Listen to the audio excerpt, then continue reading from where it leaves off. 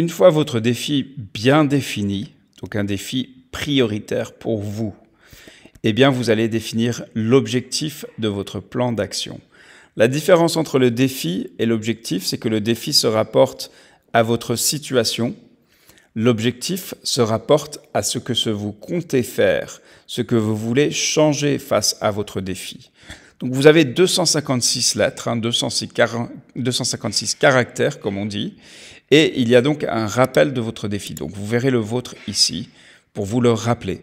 Et donc mon défi, alors c'est un défi imparfait, ce n'est pas exemplaire. Ne vous dites pas en lisant cela, c'est un défi qui a été déposé par un membre du mouvement, mais qui nécessite de très grandes améliorations. Mais je l'ai quand même gardé.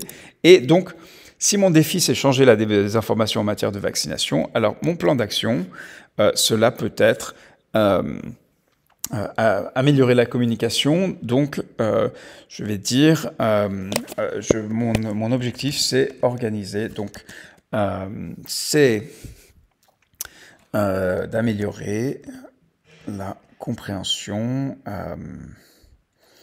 de la population, ou est-ce que c'est plus concret, plus spécifique, organiser une campagne de communication. Donc, je vais dire que mon but, c'est organiser une campagne de communication sur la Covid-19. Voilà, si c'est ça, donc pour contrer la désinformation. Alors, est-ce que mon objectif est SMART? SMART, donc c'est spécifique, mesurable, atteignable, et surtout, il y a le facteur temps.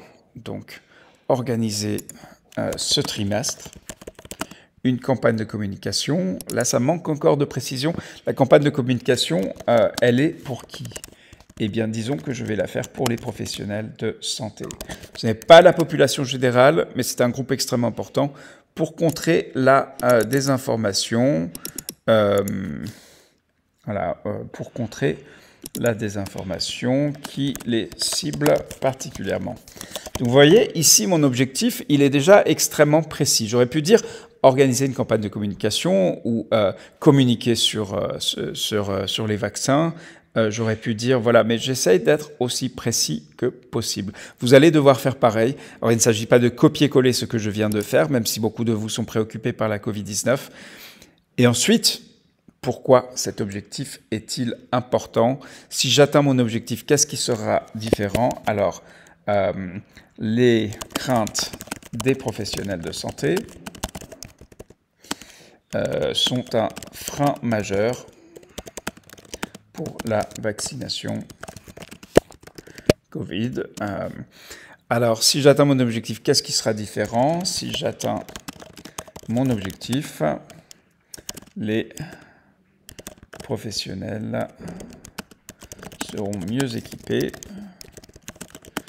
pour convaincre la population et pourront eux-mêmes servir d'exemple. Voilà.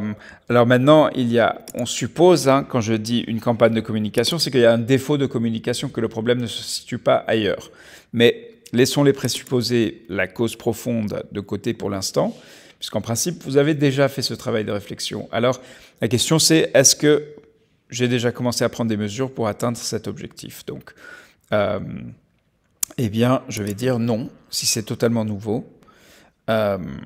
Si je réponds oui, on va me demander des précisions supplémentaires sur ce que j'ai fait pour atteindre cet objectif. Donc là, je réponds non. Et c'est après qu'on va entrer en matière sur les parties prenantes et les ressources, avant d'arriver aux actions spécifiques du plan et enfin, pour terminer avec les indicateurs.